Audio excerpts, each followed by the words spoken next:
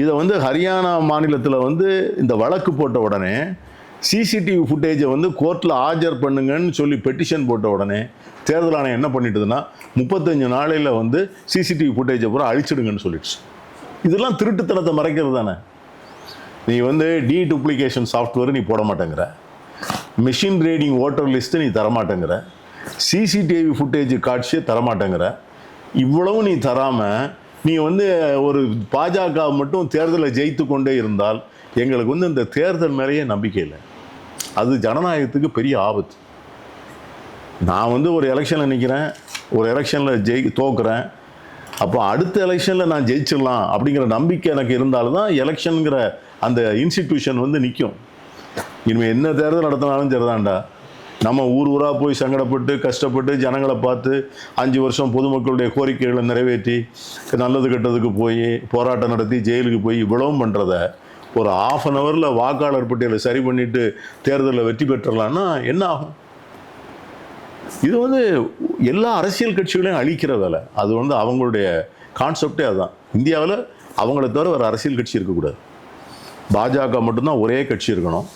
இன்றைக்கி அநேகமாக அவங்க கூட்டணி வச்ச பல கட்சிகளை அவங்க அழித்து முடிச்சிட்டாங்க. இந்தியாவில் எஞ்சி இருக்கிறது வந்து காங்கிரஸ், திமுக, கம்யூனிஸ்டுகள் போன்ற கட்சிகள் தான். அவங்களை அழிப்பதற்கான முயற்சி தான் இது. ஒரு பக்கம் எஸ்ஐஆரை வந்து தேர்தல் ஆணையம் தான் வந்து கண்டக்ட் பண்ணுறாங்க. ஆனால் இந்த எஸ்ஐஆரில் வேலை பார்க்க போகிறவங்க யார் அப்படின்னா தமிழ்நாட்டு அதிகாரிகள் தான். அவங்க வந்து சரியாக செயல்பட்டாலே இதை நம்ம தவிர்த்தலாம் இல்லையா? இல்லை, இப்போ நீங்கள் வந்து பார்த்தீங்கன்னா கர்நாடகாவில் வந்து காங்கிரஸ் கவர்மெண்ட் தானே இருந்தது. கர்நாடகாவில் வந்து காங்கிரஸ் கவர்மெண்ட் தானே இருந்துச்சு.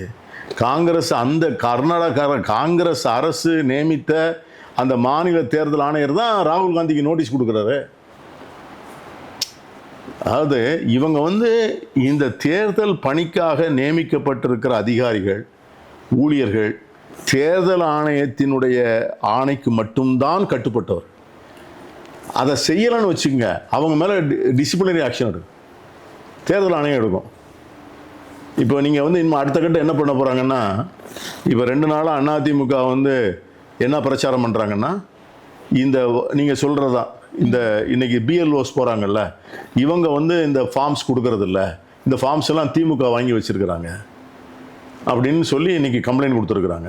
எதுக்காக மட்டும் இப்படி சொல்கிறாங்கன்னா, ஆனால் எங்கேயுமே பிஎல்ஓ வந்ததாக தெரியலை. நான் வந்து நிறையா பேர்கிட்ட விசாரிக்கிறேன், பிஎல்ஓ வந்த மாதிரி தெரியலை, யாருக்குமே இன்னும் போகலை. 5 நாள் முடிஞ்சு போச்சு, இன்னும் 25 நாள் தான் இருக்குது. இவங்க என்ன பண்ண போகிறாங்கன்னு கேட்டிங்கன்னா, எப்படி வந்து தேர்தல் நடக்கின்ற போது வெளி மாநிலத்திலிருந்து ஐஏஎஸ் அதிகாரிகளை கொண்டு வந்து பார்வையாளராக போடுவாங்க.